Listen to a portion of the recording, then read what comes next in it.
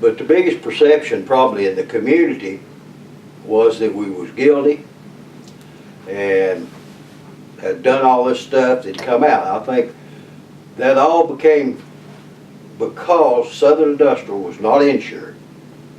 You've got all these people, thousands, that lost somewhere from $10 to $200,000 or $300,000 or more. That everywhere you went, somebody was touched by it that had lost money. They didn't need to be, Yeah. but they were.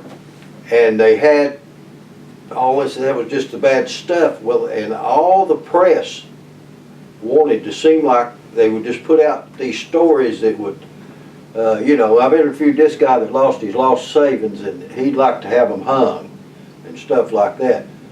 Well, I go back and research, well, this guy lost $6,000 that said all that. And they would just talk to people that would infuriate the stuff. I had, in one case, Jim Billick, I believe was his name, asked me some questions if I would talk to him and interview him. And I said, well, and it pertained to this one particular big article. It was pretty bad threats about death and stuff like that that lost his life savings. I said, I'll tell you what I'll do, Jim. I'll talk to you if you'll print the story of this, that this guy, how much money he had and how much he actually lost, give the truth. And Jim Billick told me, he said, that won't sell papers. And I said, well, I won't talk to you then. Yeah. You know, that's just how it was. But basically the press, when we was in trial and we had a good day and know we had won that day, the next morning we get to the Knoxville News Sentinel and it says we got killed. You know. The book that was written called Whirlwind, it is written completely from, if you was reading the transcript of the trial and read the government side, that's the way it's written. They had all these loan forgeries in here. Well, it don't mention that when I was on stand, Gordon asked me about it, and I'd pull out a copy of that loan, or when the people that said forgery, he'd pull out a copy of the loan, and they'd say, that's my signature. That got reported nowhere. But thankfully the jury heard it. I think the book, at least, and I can't say that I totally read the book because I read quite a few pages of it, and really all it was just reprinting newspaper articles. That's exactly what it was. It wasn't much of a book. The only voice they had in that book was Jesse Barr. He talked with them some, and Jesse had a way of talking and making it sound good for his side. But basically it was written off of trials and negative press. And another reason probably that none of that, I don't know if they'd ever listened or not, but the only people that could have told the other side of this story basically was me or C.H. Butcher. And we never did talk to nobody. Right. And so, and after the trials were over, why somebody hasn't interviewed Jake, and of course obviously you can't interview C.H. now, but or Jim, and tried to sit down and really write the true story of what happened and the political dynamics behind what happened. Because I sat down with Jake one time, and Jake was in prison, and we talked about his case and UAB, and I wasn't Jake's lawyer, so I can say this. And Jake told me just basically what Jim said. He said it was worked out. It was worked out where B. Ray Thompson was going to pay off the bad loans, in essence, and the bank would be saved, and all Jake's banks would have been saved, and CH's would have too. And at the end of the day, all they had to do, or all Jake had to do, was just leave the bank. Yeah. And there was never any problem with Southern Industrial. Yeah. But it got swept up in the deal. And definitely B. Ray Thompson had the money to do it. Yeah, I mean, he was worth stroke of a pen. Whatever. And the lawyer that died, was B. Ray's lawyer, who made a fortune too. Lindsey Young. Lindsey Young. And those two offered to Yeah. pay for it.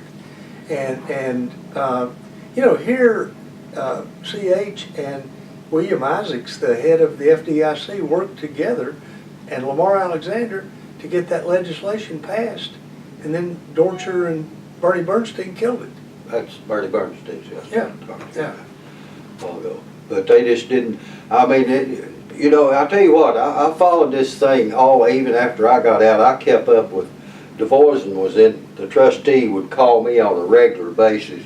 And you know how DeVoisin became the trustee? We forgot. DeVoisin saw a ad in a newspaper advertising for a trustee's job, and he applied for it. Yeah. I mean, he lived down in Loudon or somewhere. Yeah, It wasn't, somewhere, but they had all that money when we, like, DeVoisin, or Dorcher was the first trustee, lasted 6 or 8 months, and then they had to take, and DeVoisin come on, but you had all that money gathered up and rolling in just, you know, I mean, it was a big bid, $80 million deal just turning regularly, but everybody was greedy and wanted their hands in it. Well, after we filed bankruptcy and it kept going down, once everything got melted down, and they did cut a plan to give the people 20% of their money insured. Jack Strong had offered 80%. right. But they finally come down to a deal that they got 20% of their money. Under $5,000 they got all their money. Over $5,000 they got 20%, and the rest of it stock. Well, of course, the bank failed that they formed out of it. The people that from Chicago that had a lot to do with them. They 1 or 2 of them in jail now too. But after that was all said and done, we're down to $32 million is all the possible money that Southern Industrial could lose. If you just took a pen and stroked everything else off, they'd be $32 million in losses. The trustees collected $48 million and paid the depositors $14. And where the rest of the money went to lawyers? And that is a matter of record in bankruptcy court. I mean, there's no dispute. And you talk about a scam.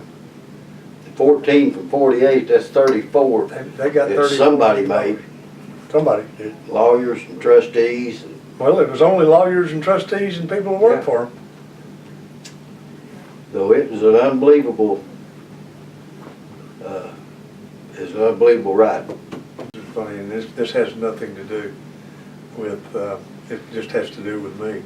And not even a sideline. But when I was running against Lamar last year, and he wouldn't debate, and the only time he would agree to be on the stage with me was at a Farm Bureau meeting, in a statewide meeting in Cookeville, Tennessee, at 8 o'clock in the morning. And we were there to talk about farm issues, quote, end quote. So the press was there. And so all we were supposed to talk about was farm issues. So we flip a coin to see who would go first. And he won. Thank God he won. Because I had been primed to talk about farm issues. And so he gets up and he starts attacking me personally and saying I was a great lawyer, and especially if you wanted to, if you were charged with cocaine convictions or a murderer or a rapist, you know, and he went on, and finally, you know, I got up and I stumbled around for a little bit, and finally I sort of hit my stride and started talking about all the money that he had made while he was governor of the state of Tennessee. And it was really funny.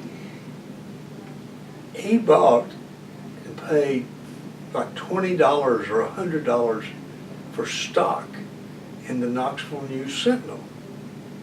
And when it got sold, he and Howard Baker split $600,000 apiece. Or got It's a great number. got $600,000 apiece. And both. One was the United States Senator when it happened. No, maybe Baker wasn't, but maybe he was. I think he was. And certainly, Chief of Staff was. certainly Lamar Alexander was governor. Now this is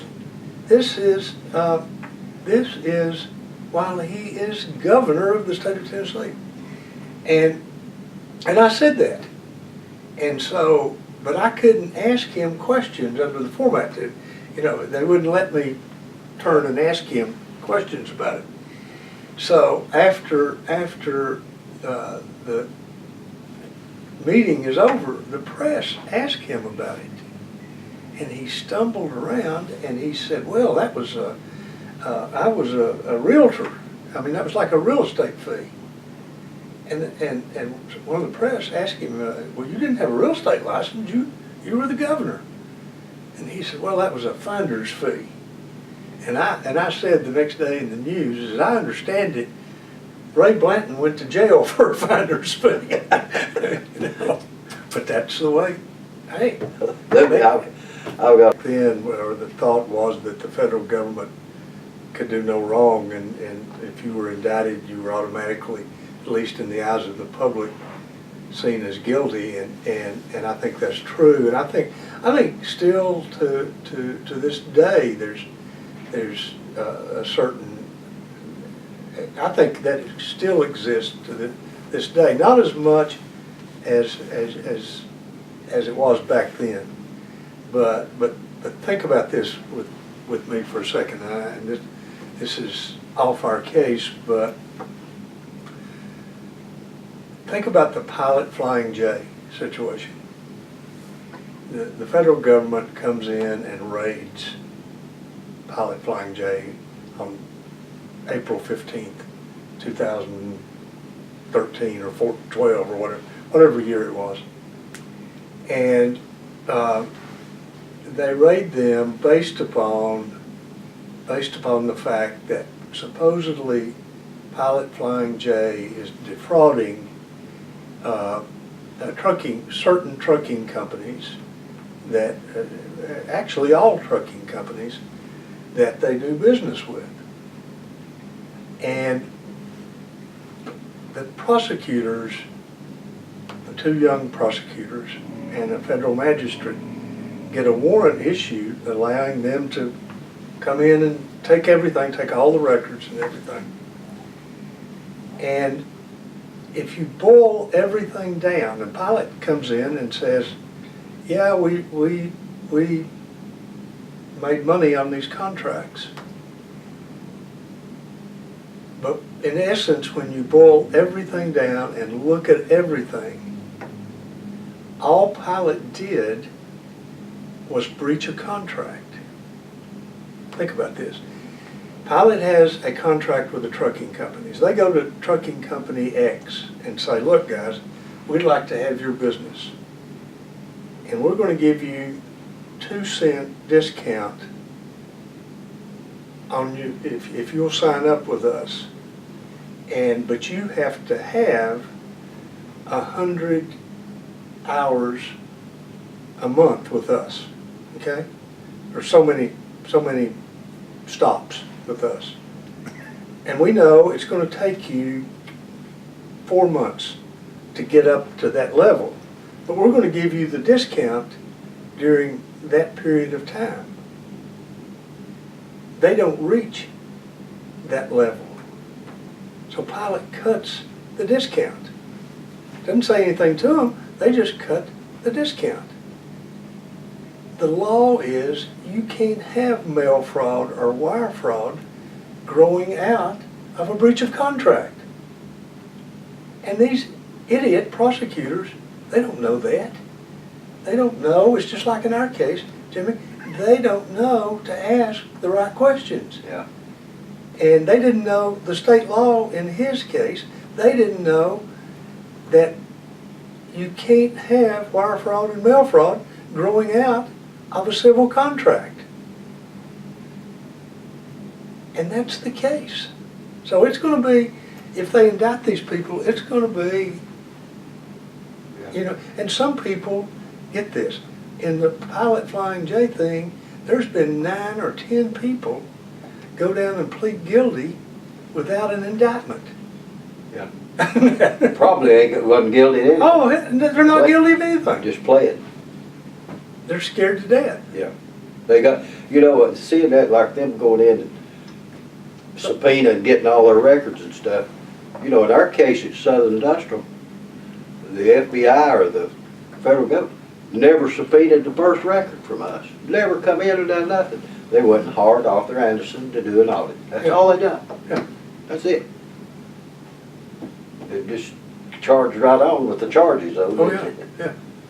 So, it's definitely different today than it was then, and he was pretty well presumed guilty.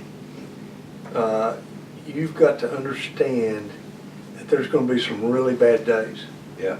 And and you'll have good days, and you'll think, God, I never will forget. Were you with me when I represented Bill, the president of a bank up in East Tennessee? Bill, forget his name, Frazier. Bill Frazier. Yeah, Bill Frazier. Yeah. I remember something about that. I don't know if I was or To not. show you what we're talking about, how you've got to have the mental toughness to go through one of these. I represent this guy named Bill Frazier. He was president of a bank in Bristol, Tennessee, and he got indicted on 53 counts of bank fraud. Bill was probably one of the nicest people I ever represented, and I never thought he was guilty, ever, of anything. And he called me one day, and the case was pending. He's dead now. He got killed in a car wreck. But he called me one day, and he said, look, I just can't stand it anymore. I can't take the pressure.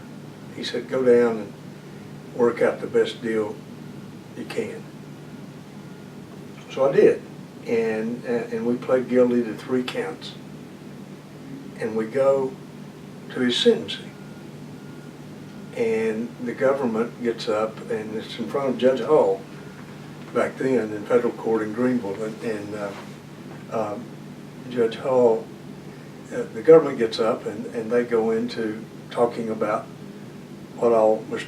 Bill Frazier had done. And I stood up and I said, that's not true. We didn't do that. And I think Judge Hull said it before he thought. He said, well, Mr. Ball, if your client's not guilty, well, I'll just let you withdraw the plea. And I said, could we have a short recess? And we go out in the hall, and Bill looked at me and he said, what are we going to do? I said, well, look, I said, I think Judge Hull's a fair man. And I did. I always liked Tommy Hull. And I said, if we go to trial, and even if we're found guilty, I don't think he'll give you any more time than he was going to anyway. So we went back in and withdrew the plea and went to trial. And he was found not guilty on all 53 counts. So I think you've got to have that mental toughness that Jim Steiner had, Charlie Benson obviously had, because he was looking at 40 years and what we talked about in his situation. But most people don't have that. I can tell you one thing, the pressure, you've got to really stand up, because the pressure does. I had times that I would think and, you know, go home and study about it and everything, think, well, what am I going to put my family through, and what would be the best, maybe I ought to do this or do that. But I also knew that I hadn't done what they said, and that my resolve was just, I guess, when John Gill told me when I told him that wasn't true, and he said, I don't care, my resolve then set in that, by God, you're going to have to put me in jail. I ain't going to take it. Right. You know, it just, that he would say that blatantly to me. You've got to, you don't know this, and nobody knows this. Jake and I, during my campaign, Jake and I were in, what's the restaurant? Bonefish one Sunday night. And we're sitting at the bar. And I look over my shoulder, we're watching the football game. This was in 2014. And I look over my shoulder, and there stands John Gill and his wife. I mean, they're not 10 feet away. And I was a little stunned, and I spoke to John, and he spoke to me, and just said, Jake had never turned around.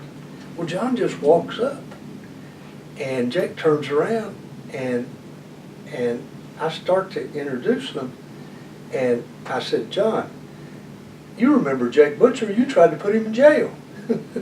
and killed. I mean, it was an interesting moment. And they sat there, and we stood there and talked to each other. I've thought a lot about how history plays in these things. And think about it. Think about Tennessee history from the early 70s until now, and especially thinking about the two trials that we've talked about the last 2 days. In the early 70s, Ray Blanton ran against Lamar Alexander for governor. Ray Blanton beat Lamar Alexander by the largest margin ever in the state of Tennessee. 4 years later, Jake Butcher is running against Lamar Alexander for governor. Ray Blanton is still the governor, and he pardons, it's a Democratic state still at that point in time. Ray Blanton pardons Roger Humphreys, and Jake Butcher drops 10 points in the polls. Lamar Alexander becomes governor of the state of Tennessee because of Ray Blanton. If Jake Butcher becomes governor of the state of Tennessee and is, 3 years later, he probably would have been elected twice. Lamar Alexander was certainly elected twice. Yeah. He would have been governor of the state of Tennessee. There would have been no audit after the World's Fair. He would have been lauded as the best person ever in the state of Tennessee. And Lamar Alexander becomes the luckiest politician in the state of Tennessee, in my opinion.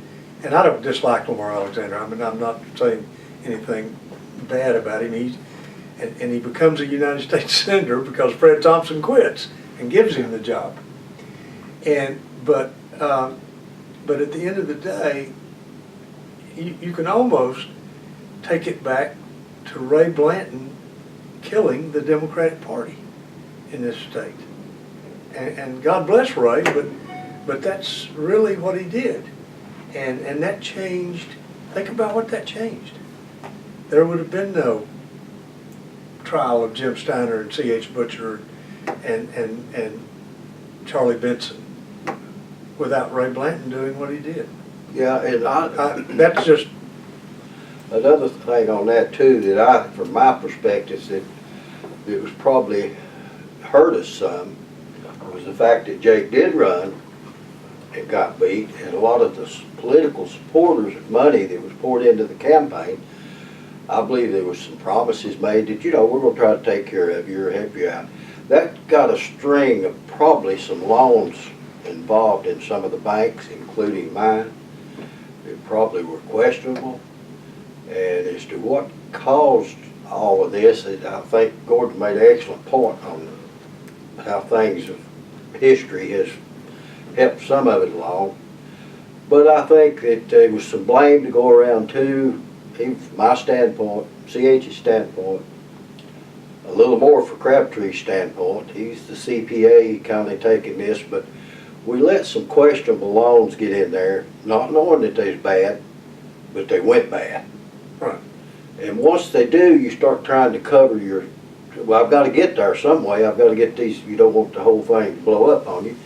And it, you know, I think everybody's got their share of blame for letting, you know, in my mind, I'm a smart guy. And I know CH may have called me and said, hey, make again $400,000 loan. Well, I'm seeing a financial statement, he's worth $9 million. But, you know, I really know that I'm supposed to do a thorough investigation on this.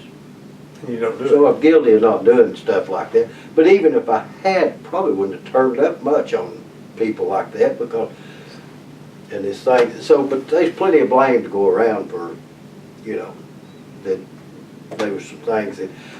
I think too, that the butcher banking industry grew up within a 10-year span and from nothing. And it's like NASCAR growing up from nothing. All of a sudden you're making a lot of money but you don't put internal controls in that takes care of the details. That's exactly. And I think that's what happened. And we had some people on the internal controls that was doing more makeshift stuff than they was doing it right. But like I said, grew up quick. In 1968, I went to work for C.H. Butcher in 1966. He was working in the Union County Bank there in Maynardville, Tennessee. Hired me to start a finance company.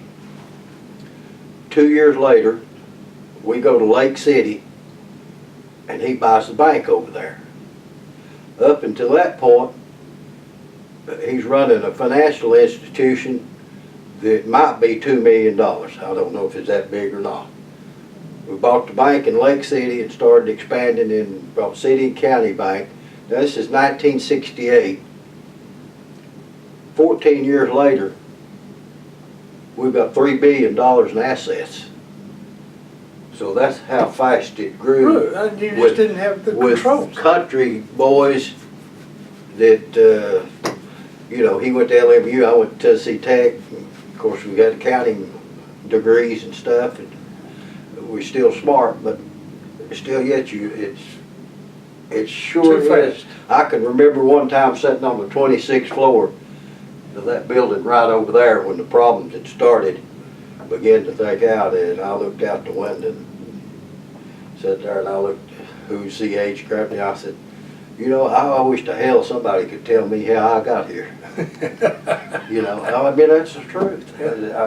How did I get there? And, you know. If it hadn't been for the political aspect of it, that could have been saved with $40 million. The World's Fair brought, you know, publicity. That helped bring publicity to it. And like I say, we was $3 billion in assets, all we had banks, UAB and CNC and Tennessee and Kentucky. It's after CH got out of jail, I was talking to him, he said, Steiner, he said, you know what? He said, Enron's made us look like pikers. Yeah, oh yeah. You know, our failure now is not a big failure. No, it was. And then you compare, you was talking about Wall Street and stuff, and AIG and Citicorp. I mean, boggles the mind now. Yeah. And they don't put them in jail. They loan them money. They don't even indict them. They give them money to bail them out. I know. So, yeah. was at that point in time, I think, in 1983, in the early 80s, Knoxville was poised, especially after the World's Fair, poised to become what Nashville has become. And there's two reasons that Knoxville didn't become Nashville. One is they indicted the butchers. And two, the powers that be here were not far-sighted enough to have metro government as opposed to two governments. Yeah. And so They still ain't. And still not. And Memphis is not, and Nashville was, and look at what they've done.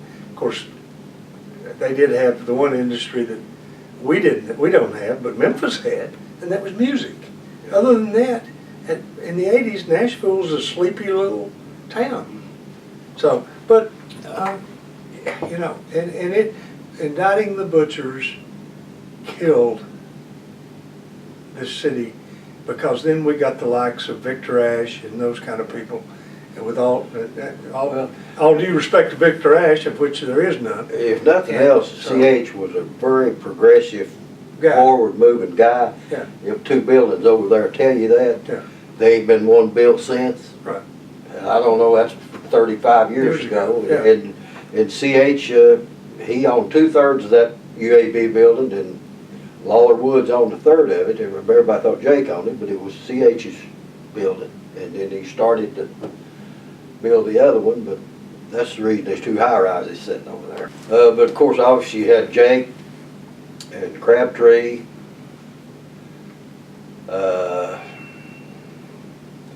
I think Arnold Tackett might have went for a little while.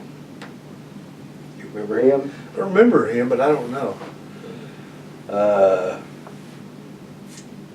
Emmett Foster was never indicted, which I always found to be Yeah. interesting. And there was somebody at Knox Federal that they got. That's a problem. I kind of wrote that out of my mind. Just quit thinking about it and worried about it. But you had Wilson from up in Johnson City, Earl Wilson. He was in jail with Jake in Florida. And It seemed to me that they got Harold Ford. but he never went to No, jail. they got off of that. But didn't they try Sedgwick too? Yes, they tried Carl Sledgewicz, and he was found guilty, and Bobby Lee represented him in that case, and Tom Dillard, and he was found guilty. Sixth Circuit reversed it, and I don't know what happened to it. He never went to jail and was never convicted somewhat. Jesse Barr, he went to jail. The Carrie Bennett's boyfriend, Lucas, Yeah. Jerry Lucas, he went to jail. He wasn't actually in the bank. He was in the building business, and I don't even know what he went to jail for. It seemed to me that, thinking about it, that everybody that went to jail